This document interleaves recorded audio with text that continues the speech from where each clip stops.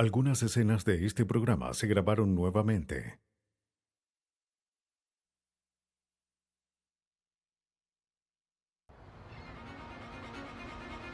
En Miami, un jugador universitario de fútbol y su amiga son golpeados hasta morir. Los investigadores reúnen pequeños fragmentos de la escena del crimen a fin de hallar evidencia que apunte al culpable.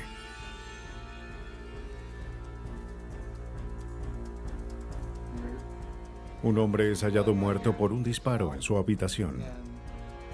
Sin un sospechoso evidente, los investigadores recurren a los más cercanos a la víctima y revelan un sorprendente secreto.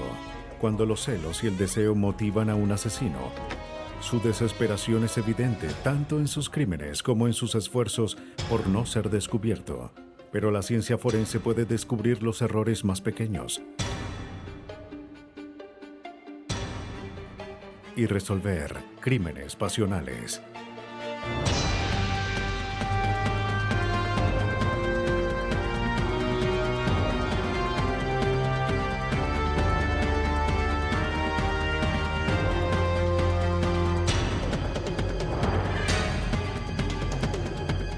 Los nuevos detectives, casos estudiados por la ciencia forense. Crímenes pasionales.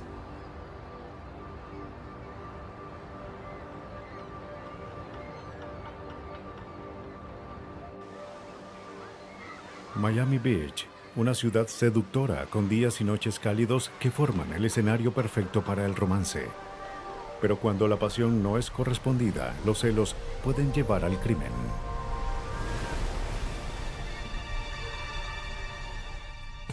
El 16 de abril de 1996, el estudiante universitario Darren Thomas regresaba al dormitorio que compartía con el jugador de fútbol Marlin Barnes.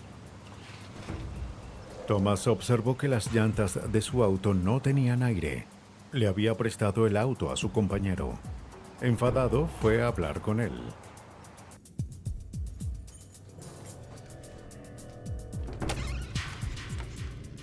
Cuando entró en el apartamento, Thomas encuentra a Barnes en el suelo, cubierto de sangre. Se apresura a llamar a la policía. Departamento de Policía de Miami-Dade, ¿dónde es su emergencia? Universidad de Miami. ¿Qué edificio? ¿Y habitación? Una patrulla de la policía y una ambulancia acuden a la escena. 322, Universidad de Miami. Dormitorio deportivo, diríjanse a la escena en el 1901. Los paramédicos entran a la habitación. Marlin Barnes yacía sin vida en el suelo. ¿Tiene pulso? Habría sufrido severos golpes en la cabeza y rostro.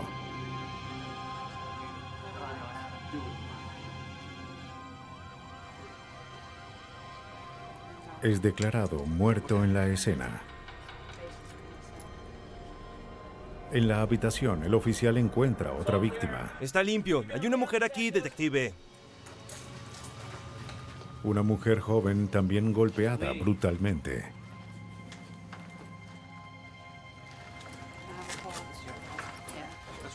Aunque tratan de revivirla, sus signos vitales seguían débiles.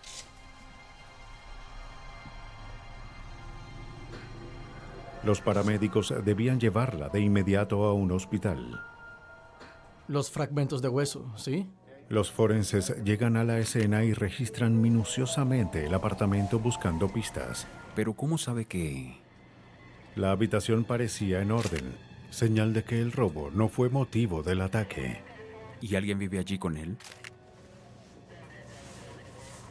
Los investigadores hallan astillas de madera y fragmentos de metal cerca de la puerta. Pero las astillas no parecían coincidir con los muebles del apartamento. Parecían provenir del arma asesina.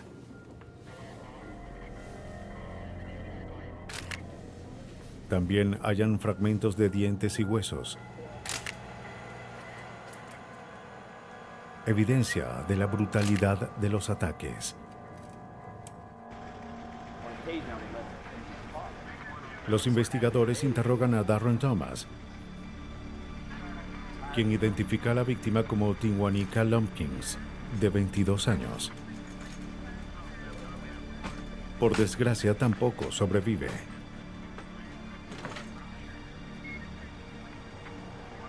Thomas había prestado su auto a Barnes para que este fuese a un club nocturno. No sabía de nadie que quisiera atacar a Barnes o a Tinwanika. En el Departamento de Policía de Miami-Dade, el detective Thomas Romani trabaja en el caso. Al ver la escena por primera vez, Romani supo que las víctimas fueron atacadas por sorpresa. Pudimos determinar que el ataque fue hecho con un objeto contundente y que tuvo lugar en la puerta principal y continuó en la casa.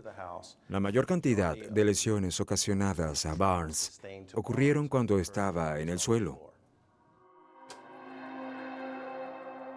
La autopsia fue realizada en el condado de Dade. Los análisis revelaron que ambas víctimas murieron a causa de un trauma severo. Barnes y Tinwanika fueron atacados con tanta fuerza que se hallaron marcas del arma asesina en sus cuerpos. El forense Sam Gulino observó detalles particulares en las heridas de las víctimas. Las heridas de Marlin estaban concentradas en su rostro. Algunas tenían forma de T o de L y tenían contornos inusuales que me hicieron pensar que fueron hechas por un arma específica. Tinwanika tenía varias heridas, pero eran sutiles y diferentes, lo que indicaba que era o un arma distinta, una parte diferente de la misma arma, o que ésta se había alterado. Tal vez se había roto entre el momento en el que ella fue atacada y Marlin fue asesinado. Pero el misterio más importante de estos casos era si existía un arma específica que pudiera coincidir con estas heridas. El Laboratorio de Criminalística de Miami-Dade tenía la tarea de identificar el arma. Thomas Quirk es un analista de armas y herramientas en el laboratorio. Él analizó la evidencia de la escena.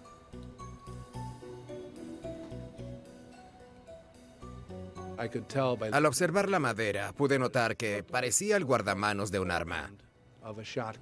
La parte del arma que alguien toma con la mano izquierda cuando piensa en dispararla. La brutalidad y distancia del crimen indicaba que el asesino conocía a sus víctimas. Las noticias de la tragedia impactan a la ciudad el día siguiente. Los detectives tenían que hallar a un sospechoso. Los investigadores se reúnen con los amigos y compañeros de las víctimas. Barnes y Tinwanika eran populares y se llevaban bien con los demás. ¿Cuán bien conoce a Barnes y a Lumpkins? Yo los veía en el Club Salvation. Los jugadores nos contaron que Barnes y Tinwanika eran vistos juntos. Ninguno de ellos conocía su relación exacta. Tinwanika era amiga de Barnes desde la secundaria. La policía de Miami-Dade también descubre que Tinwanika tenía un exnovio, un cantante de rap llamado LeBron Dennis. LeBron Dennis era de Miami.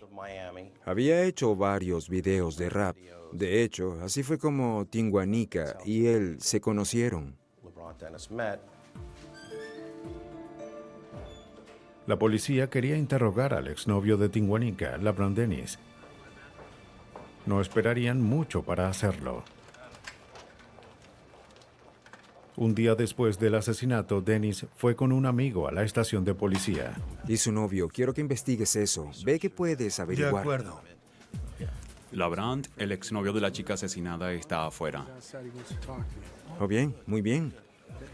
¿Irás conmigo? Perfecto. Me encargaré.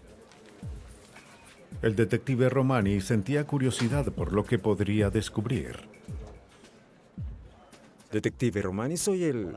Cuando hablé con él, no me pareció que tuviera el estilo de mafioso y tipo rudo que canta rap. Quise venir aquí y hacer lo posible para ayudar. LeBron estaba muy tranquilo, quería saber lo que ocurrió. Me dijo que no tenía ninguna información sobre el caso. ¿Tuvo problemas en su relación con Tinguanica? ¿Problemas domésticos? Me dio algo de información sobre su noviazgo con Tinguanica y por qué terminaron.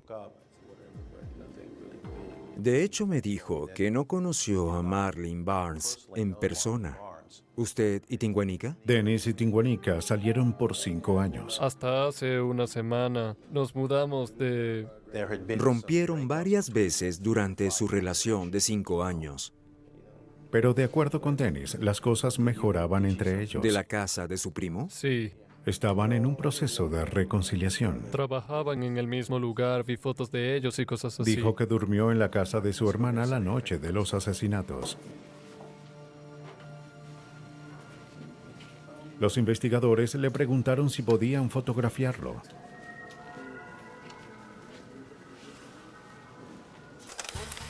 La policía quería saber si Dennis tenía marcas o rasguños, señales de un altercado físico. Las palmas.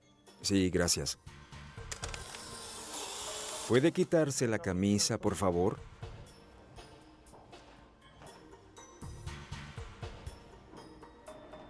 Pero no hallaron rasguños o heridas visibles en su cuerpo.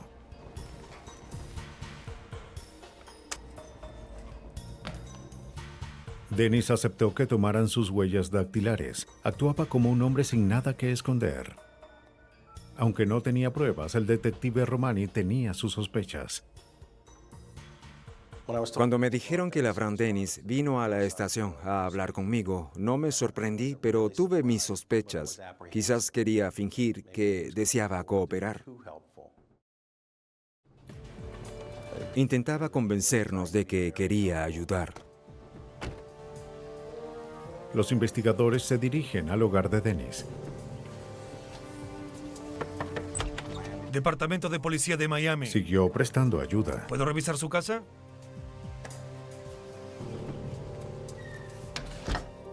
Realizan una búsqueda minuciosa. Nos gustaría que nos esperara por acá. Bien, vamos a cerrar su habitación.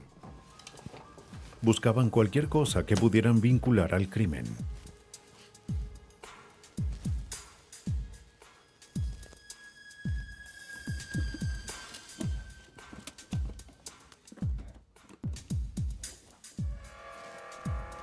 Pero no hallan nada fuera de lo ordinario. Los detectives le piden a Dennis la ropa que llevó la noche anterior. Se examinan las prendas para hallar rastros de sangre, fibras o cabello, pero no encuentran nada. También registran y fotografían el auto de Dennis.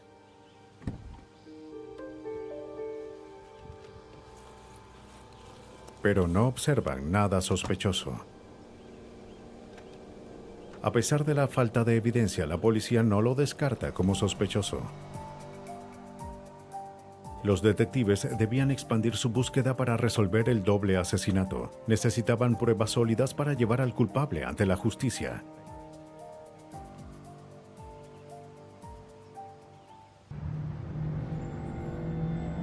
Los detectives se esfuerzan por resolver los brutales asesinatos del jugador universitario de fútbol Marlene Barnes y de su amiga Tinguanica Lumpkins. La policía consideraba al exnovio de Tinguanica, LeBron Dennis, como posible sospechoso, pero no hallan evidencia que lo vincule al crimen. Los investigadores van al club nocturno donde las víctimas son vistas por última vez. Y se detuvo y... En una estación de gasolina, una empleada ve a un hombre sospechoso con una sudadera que caminaba de un lado a otro mirando al club nocturno ubicado al frente. Todo ocurre cuando Barnes y Tinguanica estaban celebrando dentro del club. La empleada se inquieta y llama a la policía. Cuando llegan, el hombre había subido a su auto y dejado el lugar. La empleada dijo que no vio su rostro, pero dio una descripción precisa del auto, incluyendo la marca y el modelo, ventanas polarizadas y la falta de número de placa. Nos gustaría mostrarle algunas fotos. Claro. Los investigadores le muestran fotos del auto de LaBrant Dennis. En la noche puede que... Ella no lo reconoce y estaba segura de lo que había visto. Era un Honda. Este no lo es. ¿Está segura? Sí, lo siento. Bien, cuando tengamos más preguntas estaremos en contacto. La policía debía encontrar el auto y a su conductor. Adiós. Buena suerte. Investigan el pasado de Tinguanica a fin de averiguar quién podría querer lastimarla. Interrogan a varios de sus amigos. Pero no era algo mutuo. Ella quería dejarlo. El detective Romani descubre que la relación entre Tinguanica y LaBrant Dennis estuvo llena de violencia y acoso, muy lejos del rompimiento mutuo que Dennis había descrito. ¿Fue una relación agresiva? Era una relación de control. ¿Una relación de control? Cuando hablamos con sus amigos y conocidos, descubrimos que Tinguanica y LaBrant Dennis habían discutido esa semana y que ella lo había dejado. Ambos tuvieron varios rompimientos y episodios de violencia. Dennis afirmaba que estuvo en casa de su hermana la noche de los asesinatos, pero los detectives no estaban tan seguros. Obtienen los registros telefónicos de Dennis. La mañana antes de los asesinatos llamó a un hombre llamado Stuart Dillard. Los investigadores querían hablar con él. Hola, somos detectives del Departamento de Policía. Agradecemos su cooperación. Nos reunimos con Stuart. Estaba extremadamente nervioso.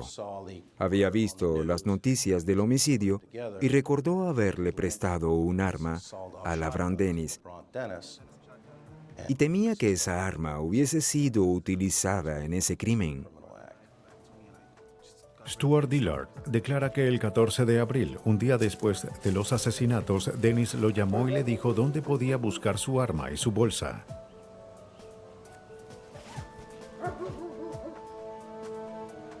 Adentro, Stuart halla un cuchillo que no era suyo y varias prendas de vestir.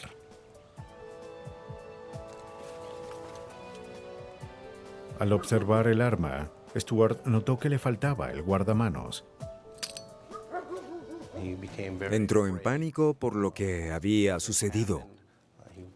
Empezó a entender algunas cosas y pensó que de alguna forma sería un cómplice. Stuart le dice a los investigadores que se deshizo de la ropa y que había lanzado el cuchillo por un desagüe.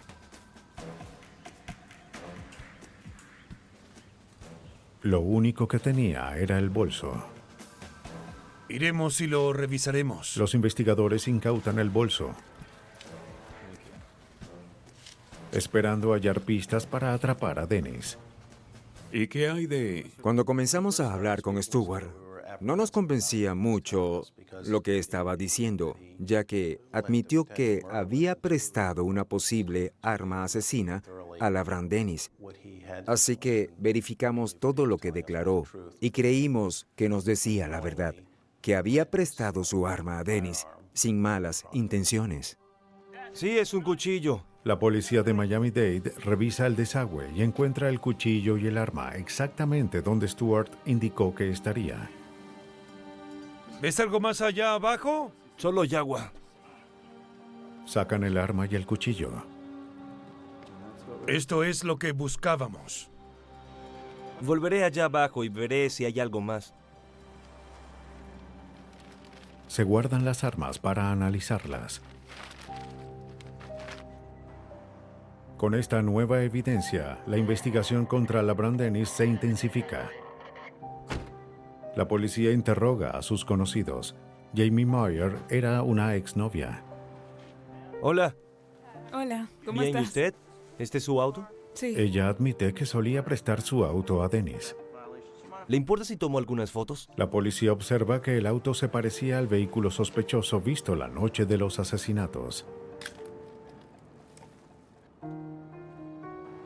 Un oficial fotografía el auto. El vehículo no tenía placa trasera, al igual que el auto visto por la empleada de la estación. Los investigadores vuelven a interrogar a la empleada. Sí, claro. Vinimos con la foto de otro auto. Le mostramos las fotos del auto a la empleada. Oh, sí, este es. Y ella identificó el auto como el que había visto esa noche. Sí, este es. La policía encuentra otra conexión entre LaBrant Dennis y el auto, No tengo dudas. pero era evidencia circunstancial. Para vincularlo con los asesinatos necesitaban evidencia forense. Estaban seguros de que el bolso se había usado para transportar las armas. El criminalista Toby Wilson examina el bolso que Stuart había prestado a Dennis. Wilson halla lo que parecían gotas de sangre seca dentro del bolso.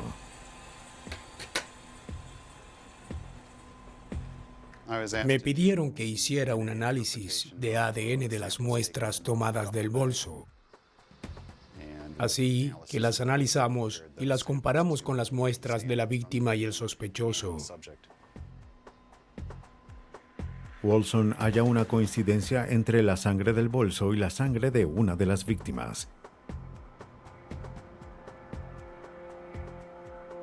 Los perfiles de ADN obtenidos de las muestras en el bolso coincidían con los perfiles de ADN de Marlene Barnes, es decir, que esas muestras provenían de Marlene Barnes. Poco a poco, las autoridades formaban un caso en contra de LaBrant Dennis. Los criminalistas tenían evidencia que vinculaba el bolso de Dennis con una de las víctimas, pero necesitaban más que una mancha de sangre para acusarlo de homicidio.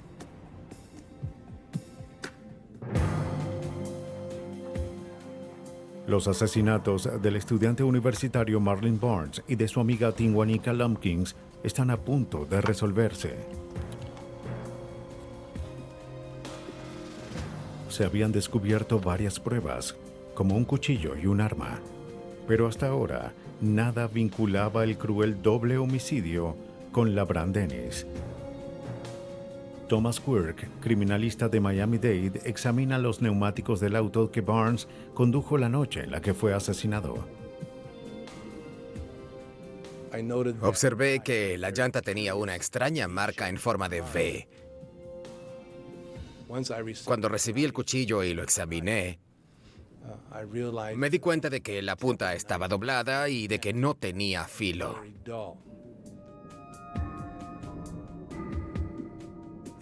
Para probar que este cuchillo hizo las marcas, tuve que punzar la llanta con el cuchillo para ver si se repetían las marcas en forma de V.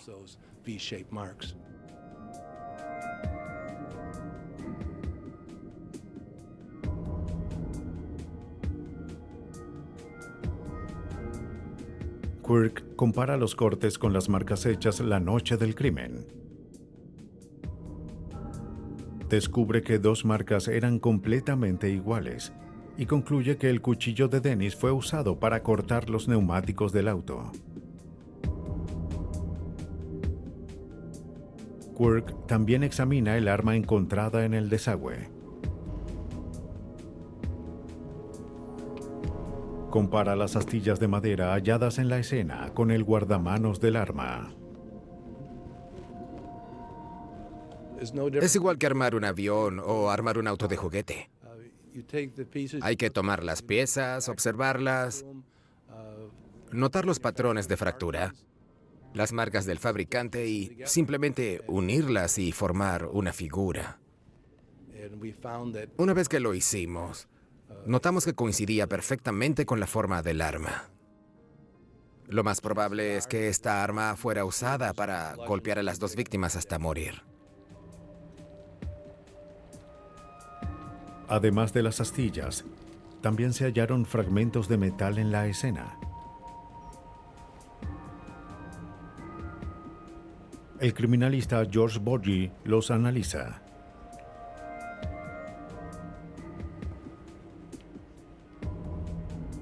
Cuando hallaron los fragmentos de metal, no se sabía cuál era su origen.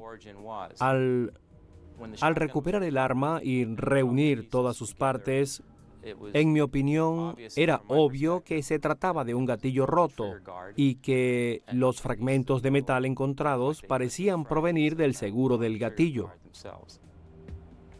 Pero para saber si los fragmentos de metal coincidían con el seguro del gatillo, se necesitaría más que el que fuesen parecidos. La estructura molecular y la estructura atómica de las partículas de metal son los que le dan un patrón de fractura único. No solo los bordes deben coincidir perfectamente. En este caso es una fractura tridimensional. Además de comparar los bordes, las fracturas interiores deben coincidir. Es decir, que cada borde debe encajar con los contornos del otro borde del arma. Una combinación de todas esas características descarta cualquier posibilidad de que esos fragmentos provengan de alguna otra arma. Con esta evidencia, los investigadores tenían un caso. Acusan a LaBrant Dennis de los asesinatos de Tinguanica Lumpkins y Marlene Barnes.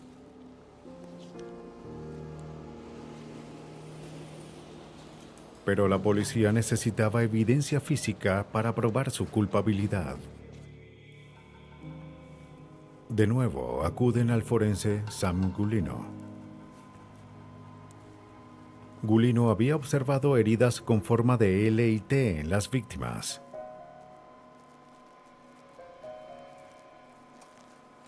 Gulino compara la evidencia con las heridas de las víctimas.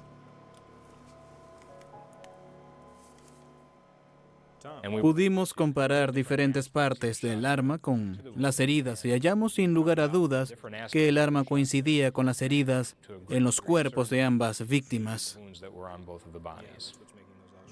Así pude concluir que el arma había sido usada para golpear a Marlene Barnes y a Tinguanica Lumpkins. LaBrant Dennis siguió declarándose inocente a pesar del fuerte caso en su contra, pero los investigadores de Miami tenían una gran cantidad de evidencia que probaba lo contrario. Todo empezó por los celos. Con la evidencia se pudo determinar que LaBrant se había enfurecido muchísimo al enterarse de que Tinguanica buscaba más y más la compañía de Barnes, quien era un jugador muy popular dentro de la universidad. Los investigadores estaban convencidos de que LaBrant Dennis siguió a las víctimas hasta el apartamento de Barnes. Espera, amor, ya regreso. Está bien. Cuando Barnes abre la puerta, Dennis lo golpea en el rostro.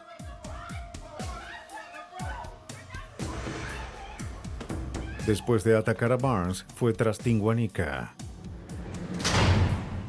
LaBrant Dennis fue acusado de 2 cargos de asesinato en primer grado. Fue sentenciado a cadena perpetua. La violenta relación entre LaBrant Dennis y Tinguanica Lumpkins llevó a la policía a investigarlo para resolver el crimen. Pero hay casos en los que no hay un sospechoso evidente. Fresno, California, es una ciudad tranquila conocida por su cercanía a 3 parques nacionales. El viernes 18 de febrero del 2000, Nancy y Ralph Gower hacían planes para el fin de semana. Sí, almorcemos, Bien. claro.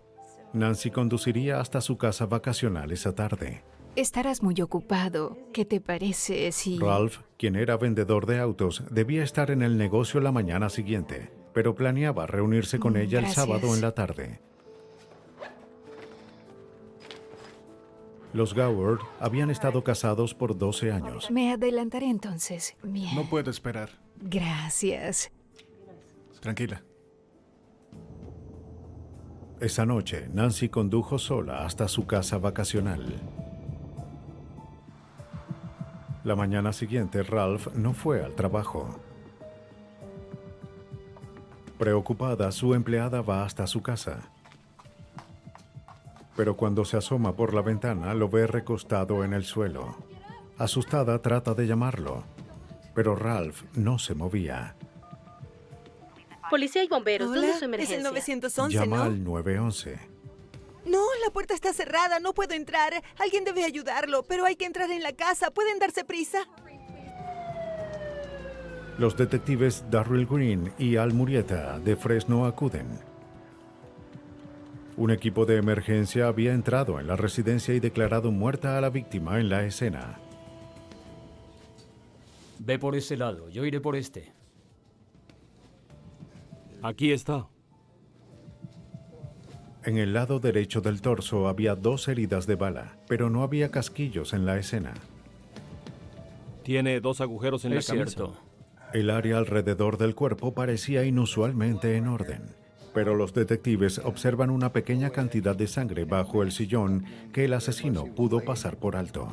A menos que primero estuviera aquí. ¿Ves este polvo aquí? Parece que se movió o se rompió algo. Lo que está bajo la mesa. Algo no está bien. Movieron el sofá. Parece que los muebles habían sido movidos. Lo que llamó la atención de los investigadores fue que notamos que el mueble había sido movido y que la escena estaba demasiado limpia. Es decir, que alguien había limpiado la escena del crimen y movido los muebles después de matar a la víctima.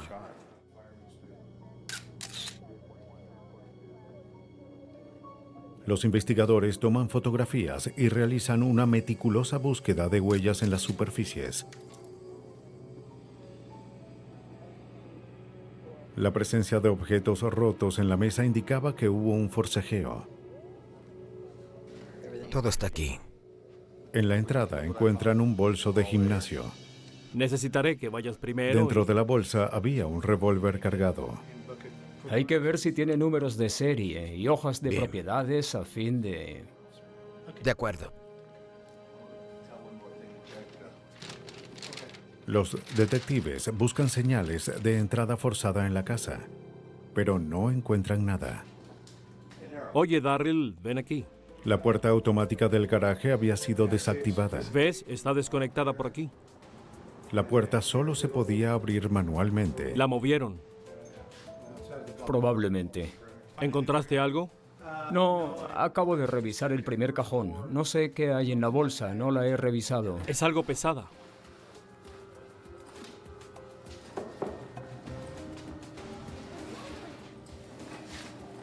Oh, mira esto. ¿Puedes darle esto a Mickey? Los detectives hallan más armas en el garaje. Todas las armas de fuego y el revólver hallado en la casa son enviados al laboratorio para un análisis de balística.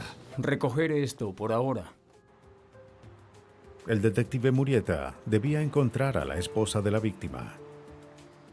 En mi mente me hacía preguntas como ¿dónde estaría ella en el momento que creemos que el asesinato ocurrió?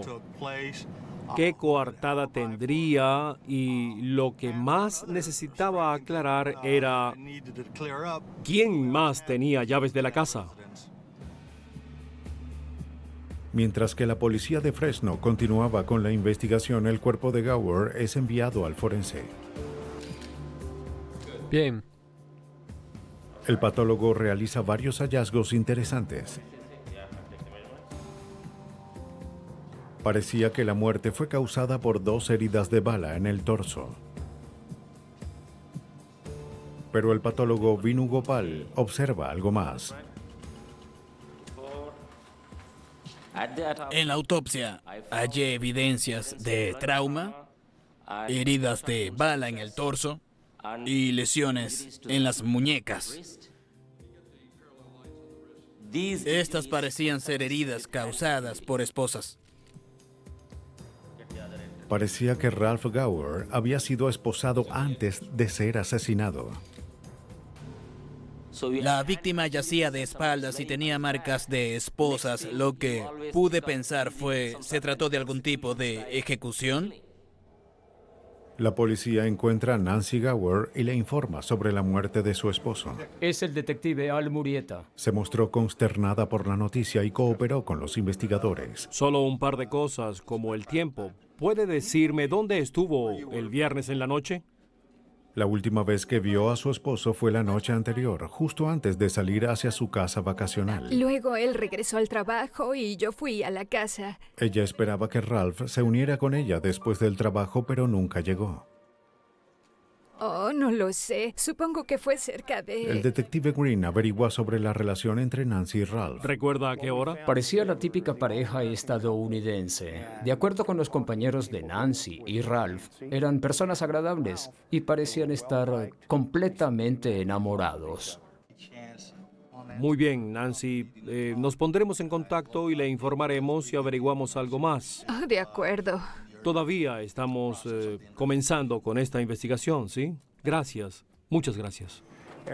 Descartamos cualquier posible motivo de homicidio, incluyendo problemas financieros, problemas en el trabajo. Pudimos así descartar todos esos posibles motivos. Se envían las armas encontradas en la escena del crimen al laboratorio de Fresno.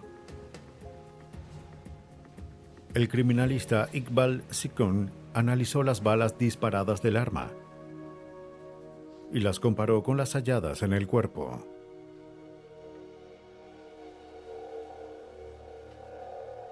No coincidieron.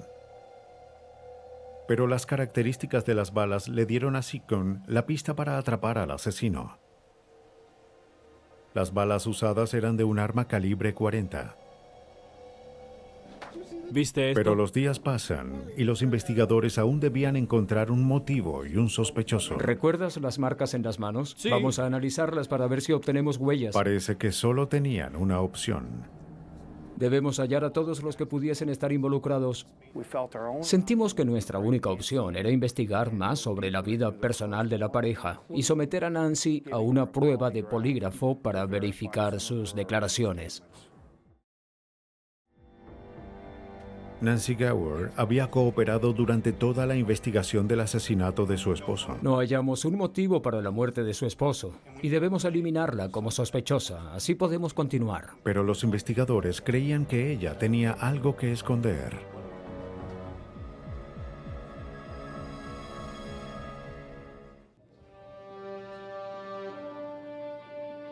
En Fresno, California, la policía investiga el asesinato del vendedor de autos Ralph Gower.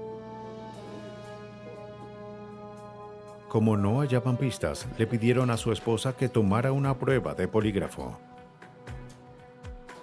Bien, solo relájese. Ella aceptó, pero no quiso continuar después de que empezó la prueba. Tuvimos un pequeño problema. Ella no quiere hacer la prueba sin antes hablar con ustedes. Ella pide hablar con los investigadores. Hola. Nos dijeron que quería hablar con nosotros. Sí, creo que hay algo que deben saber. Verán. Da una confesión sorprendente a los detectives. Así que empezamos a... La gran sorpresa en este caso fue que Nancy confesó que tenía una aventura con uno de nuestros oficiales. No solo era oficial de policía, sino que antes de entrar en este departamento había sido sacerdote. De hecho, era capellán en el departamento de policía, uno de los nuestros. El nombre del oficial era Paul Horth. Hola, cariño. Nancy les dijo a los detectives que había salido con Horth por varios meses, pero que hace poco terminó la aventura.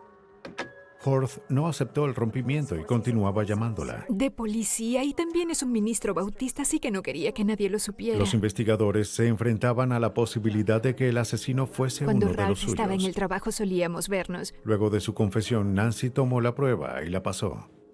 Tenía una duda sobre hablar con... Se crea un equipo de asuntos internos para investigar. Sabíamos que debíamos apresurarnos. Si un oficial de policía era sospechoso de homicidio y seguía trabajando con nosotros en el cuerpo de policía, todos se enterarían.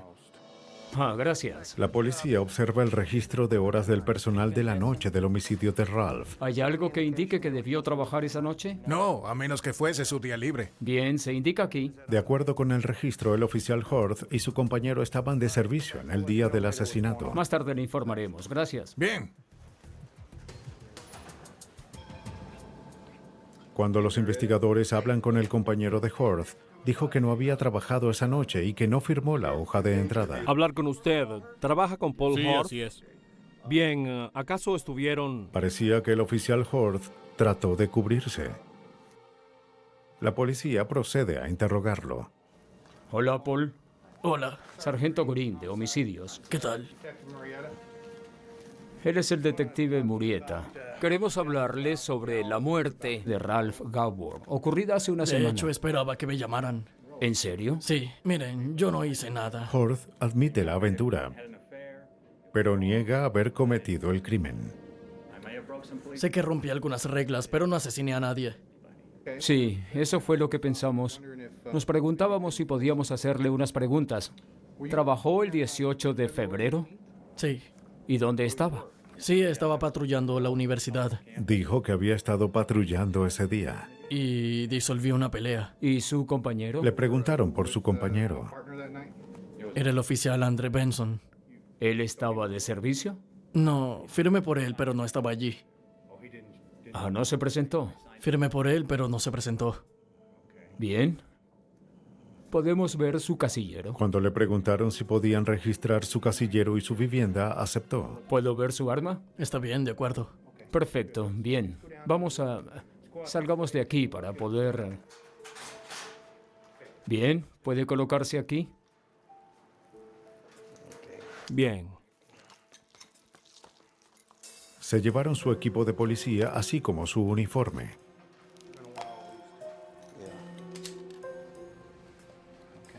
Dentro de su vivienda, los investigadores encuentran su arma de servicio. Era una Beretta calibre 40. El mismo calibre del arma usada para matar a Ralph Gower.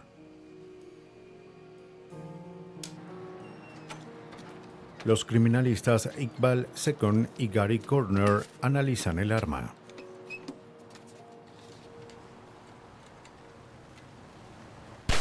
El arma es disparada en un tanque de agua sellado. Las balas de la Beretta son comparadas con las balas halladas en el cuerpo de Ralph Gower. La policía espera ansiosamente los resultados, ya que la misma arma que había sido usada para defender la ley pudo ser utilizada para romperla.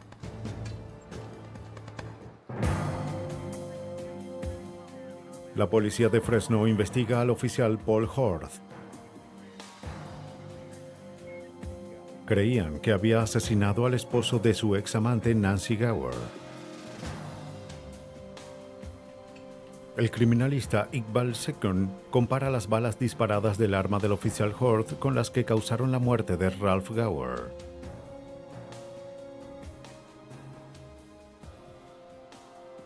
Second observa las características generales del arma, como el calibre, la dirección de la curva y las marcas halladas en las balas. Los resultados apuntan directamente al sospechoso. Las balas que mataron a la víctima venían del arma de servicio de Paul Horth.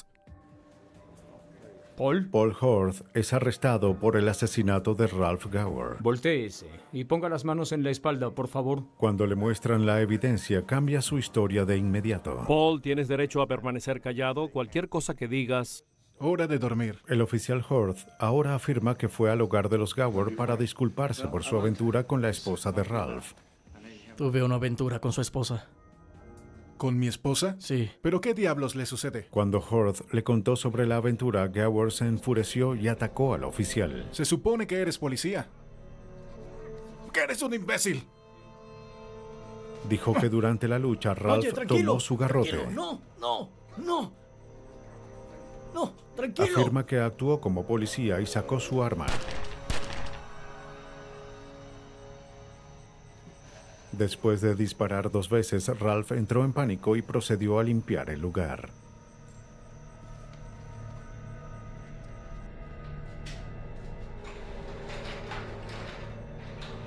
Cuando terminó, salió por el garaje y regresó al trabajo.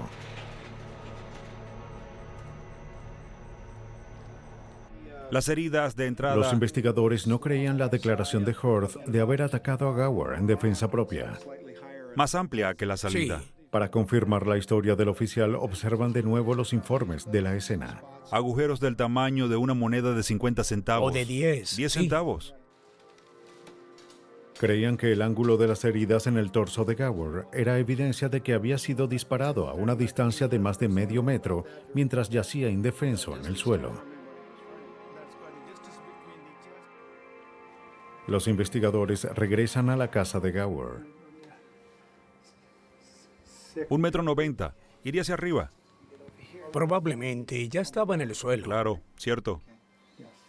Sí, veamos si había oportunidad de ¿De qué cualquier hubiese? otra evidencia de daño o... Analizan la escena del crimen en búsqueda de daños en las paredes por las balas. Si la víctima hubiese estado de pie como Horth afirmaba, las balas hubiesen atravesado su cuerpo y las paredes tendrían daños, pero no era así. El posible escenario es que la víctima estuvo y... Toda la evidencia del caso apoyaba el hecho de que el oficial Horth había estado de pie sobre la víctima cuando disparó. O pudo estar aquí.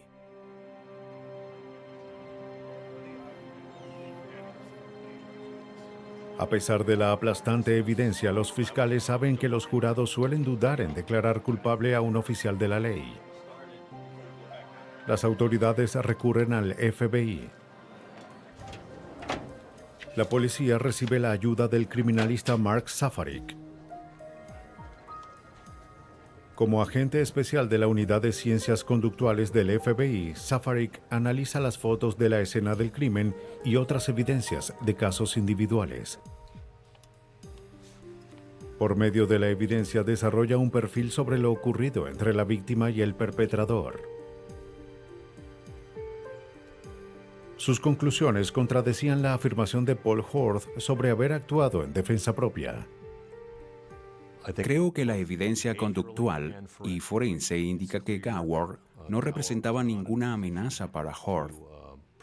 Nada indicaba que sus manos estuviesen al frente de su rostro o que tratara de defenderse del disparo. Y el hecho de que las heridas fuesen hechas tan cerca del área del corazón me indica que probablemente estaba inconsciente en el momento de los disparos.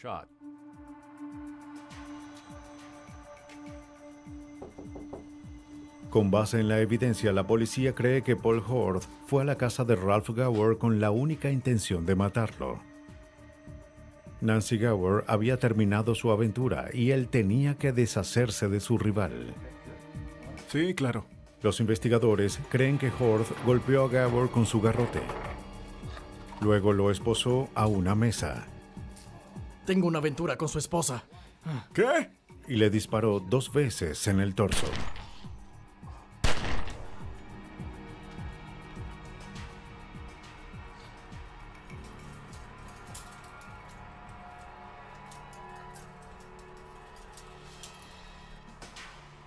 Los investigadores concluyen que Horth actuó solo y que Nancy no sabía cuáles eran sus intenciones.